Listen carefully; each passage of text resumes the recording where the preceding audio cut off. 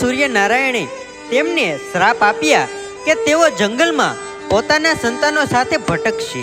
ભગવાન સૂર્યનારાયણના શ્રાપના લીધે રાંદલ માતાજીએ પોતાના છાયા સ્વરૂપને પ્રગટ કર્યું અને એને ભગવાનની સેવામાં લગાવી દીધા ને પોતે પોતાના પિતાના ઘરે ચાલ્યા ગયા. જ્યારે ભગવાન વિશ્વકર્માએ રાંદલ માતાજીને પૂછ્યું કે તેઓ શા માટે ઘરે પાછા ફરી રહ્યા છે, ત્યારે માતાજીએ ઉત્તર આપ્યો કે તેઓ પોતાના પતિને મૂકીને અહીં આવ્યા છે. ત્યારે વિશ્વકર્માજીએ કહ્યું કે વિવાહ પછી દીકરીનું સાચું ઘર તો તેનું સાસરિયું જ કહેવાય. રાંદલ માતાજી પાસે હવે કોઈ જ માર્ગ ન હતો. ન તો તેઓ પોતાના પતિના ઘરે જઈ શકે તેમ, ન તો પોતાના પિતાના ઘરે જઈ શકે તેમ.